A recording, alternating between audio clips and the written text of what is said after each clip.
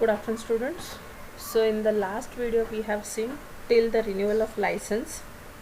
So in this video we'll continue with the procedure for grant or rejection of license.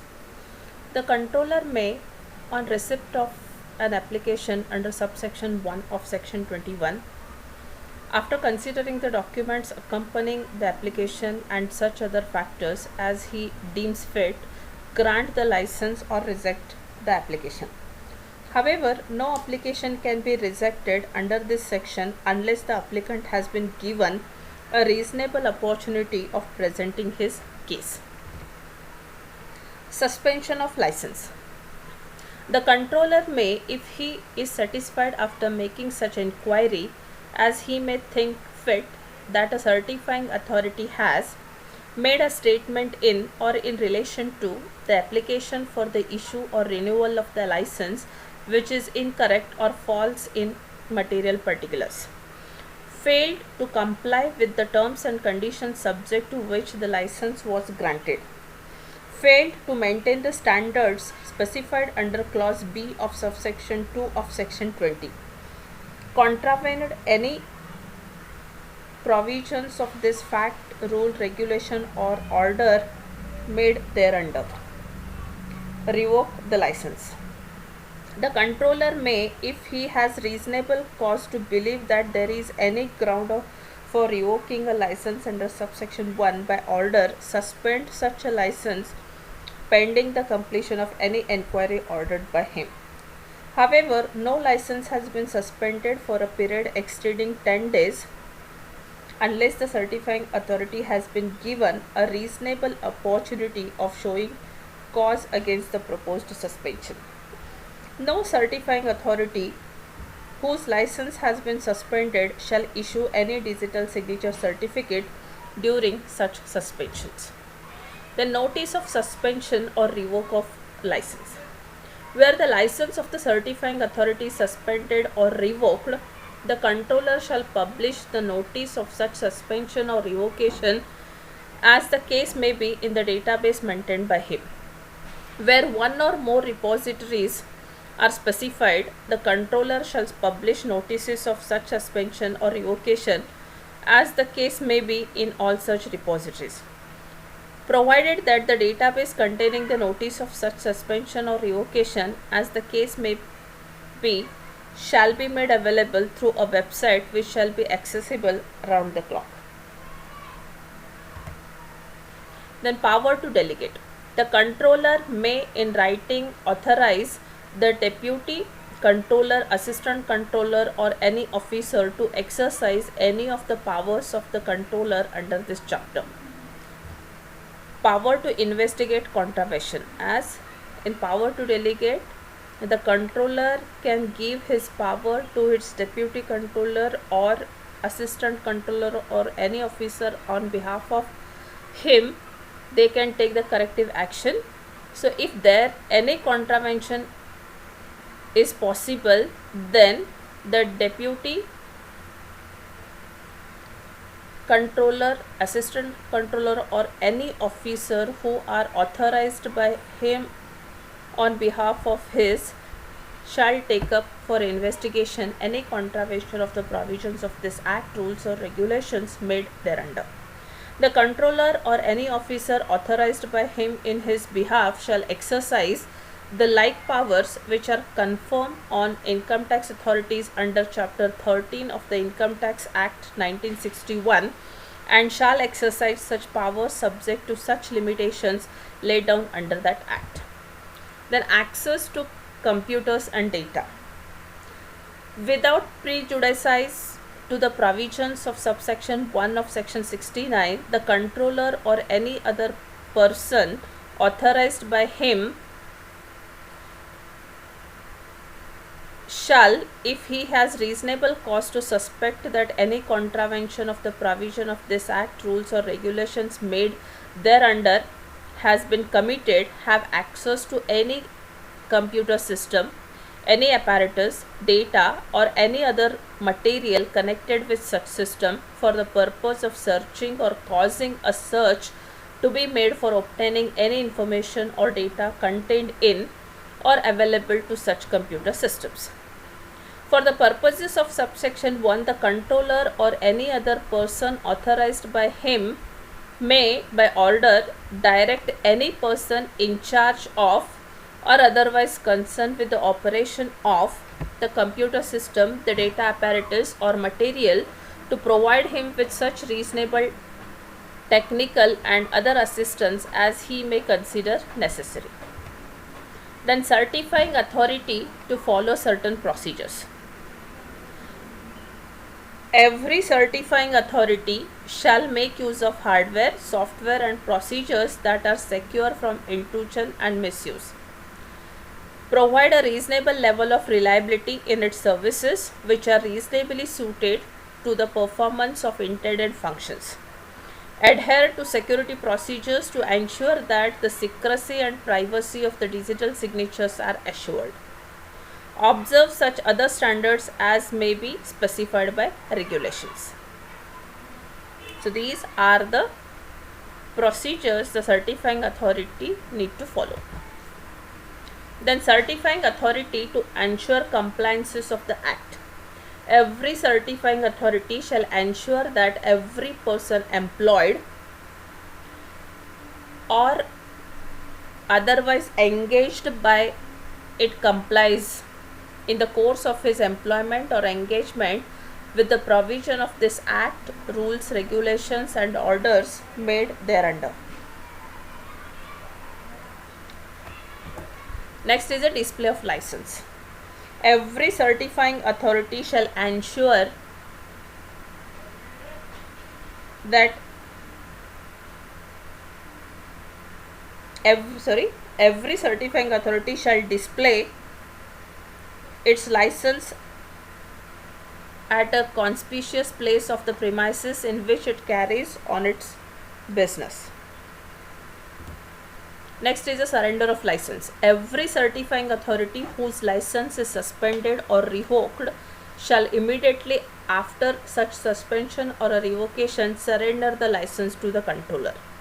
Where any certifying authority fails to surrender a license under subsection 1, the person in whose favor a license is issued shall be guilty of an offence and shall be punished with an imprisonment which may extend up to 6 months or a fine which may extend up to 10,000 rupees or with both.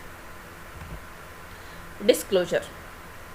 Every certifying authority shall disclose in the manner specified by regulations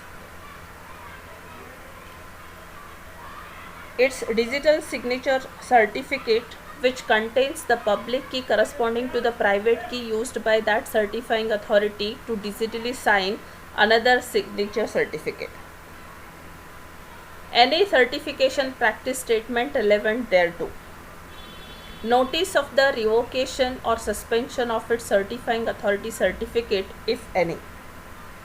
Any other fact that materially and adversely affects either the reliability of a digital signature certificate which that authority has issued or the authority's ability to perform its services. Where in the opinion of the certifying authority any event has occurred or any situation has arisen which may materially or adversely affect the integrity of its computer system or the conditions subject to which a digital signature certificate was granted, then the certifying authority shall use reasonable efforts to notify any person who is likely to be affected by that occurrence or act in accordance with the procedure specified in its certification practice statement to deal with such event or situation. Next is a digital signature certificate. Digital signature certificate is a certificate issued by a certifying authority necessary for an undertaking to be able to digitally sign a document. So in this we are going to see 5 points. First one is certifying authority to issue digital signature certificate, representation upon issuance of digital signature certificate, suspension of digital signature certificate, revocation of digital signature certificate and notice of suspension or revocation. So we'll see in detail these 5 points. First one, certifying authority to issue digital signature certificate. Any person may make an application to the certifying authority for the issue of a digital signature certificate in such form as may be prescribed by the central government. Every such application shall be accompanied by such fee not exceeding 25,000 rupees as may be prescribed by the central government to be paid to the certifying authority. Every such application shall be accompanied by a certification practice statement, or where there is no such statement, a statement containing such particulars as may be prescribed by regulations. On receipt of an application under subsection 1, the certifying authority may, after consideration of the certification practice statement or other statement under subsection 3, and after making such enquiries as it may deem fit, grant the digital signature certificate, or for reasons to be recorded in writing reject the application, provided no digital signature certificate shall be granted unless the certifying authority is satisfied that the applicant holds the private key corresponding to the public key to be listed in the digital signature certificate. The applicant holds a private key which is capable of creating a digital signature. The public key to be listed in the certificate can be used to verify a digital signature affixed by the private key held by the applicant. So as these three are the necessary parts, if these three are going to be satisfied by the certifying authority, then the digital signature certificate is issued. Representation upon issuance of digital signature certificate. A certifying authority, while issuing a digital signature certificate, shall certify that it has complied with the provisions of this Act and the rules and regulations made thereunder. It has published the digital signature certificate or otherwise made it available to such persons relying on it, and the subscriber has accepted it. The subscriber holds the private key corresponding to the public key listed in the digital signature certificate. The subscriber's public key and a private key constitute a functioning key pair. The information contained in the digital signature certificate is accurate, and it has no knowledge of any material fact which, if it had been included in the digital signature certificate, would adversely affect the reliability of the representation made in clauses A to D. Third one is a suspension of digital signature certificate. Subject to the provision of subsection 2, the certifying authority which has issued a digital signature certificate may suspend the digital signature certificate on receipt of a request to that effect from the subscriber listed in the digital signature certificate or any person duly authorized to act on behalf of that subscriber. If it is of opinion that the digital signature certificate should be suspended in public interest, a digital signature certificate shall not be suspended for a period extending 15 days unless the subscriber has been given an opportunity of being heard in the matter. On suspension of a digital signature certificate under this section, the certifying authority shall communicate the same to the subscriber. Next one, it's a revocation of digital signature certificate. A certifying authority may revoke a digital signature certificate issued by it where the subscriber or any other person authorized by him makes a request to that effect. Upon the death of the subscriber or upon the dissolution of the firm or winding up of the company where the subscriber is a firm or a company. Then, subject to the provisions of the subsection 3 and without prejudice to the provisions of subsection 1, a certifying authority may revoke a digital signature certificate which has been issued by it at any time if it is of opinion that a material fact represented in the digital signature certificate is false or has been concealed. A requirement for the issuance of a digital signature certificate was not satisfied. The certifying authority's private key or a security system was compromised in a manner materially affecting the digital certificate's reliability, the subscriber has been declared insolvent or dead, or where a subscriber is a firm or a company which has been dissolved, wound up, or otherwise ceased to exist. A digital signature certificate shall not be revoked unless the subscriber has been given an opportunity of being heard in the matter. On revocation of a digital signature certificate under this section,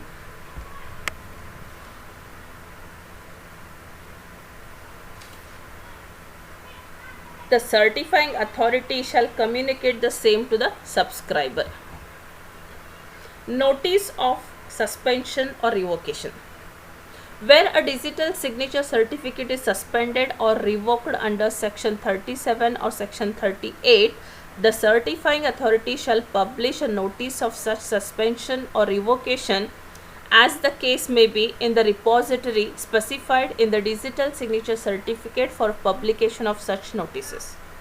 Where one or more repositories are specified, the certifying authority shall publish the notices of such suspension or revocation as the case may be in all such repositories.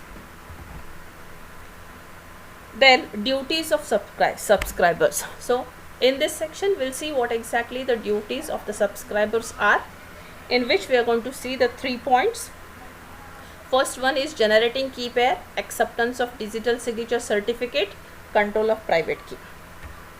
So first one is generating key pair. Where any digital signature certificate, the public key of which corresponds to the private key of that subscriber, which is to be listed in the digital signature certificate, has been accepted by the subscriber, then the subscriber shall generate the key pair by applying the security procedures. Acceptance of digital signature certificate. A subscriber shall be deemed to have accepted a digital signature certificate if he publishes or authorizes the publication of a digital signature certificate to one or more persons in a repository or otherwise demonstrates his approval of digital signature certificate in any manner. By accepting a digital signature certificate, the subscriber certifies to all who reasonably rely on the information contained in the digital signature certificate that the subscriber holds the private key corresponding to the public key listed in the digital signature certificate and is entitled to hold the same. All representations made by the subscriber to the certifying authority and all material relevant to the information contained in the digital signature certificate are true. All information in the digital signature certificate that is within the knowledge of the subscriber is true. Third one is a control of a private key. Every subscriber shall exercise reasonable care to retain control of the private key corresponding to the public key listed in his DSC and take all steps to prevent its disclosure to a person not authorized to affix the digital signature of the subscriber. If the private key corresponding to the public key listed in the DSC has been compromised, then the subscriber shall communicate the same without any delay to the certifying authority in such manner as may be specified by the regulations. For the removal of a doubts, it is hereby declared that the subscriber shall be liable until he has informed the certifying authority that the private key has been compromised. So this is what about today's presentation. So further part we'll see in the next video.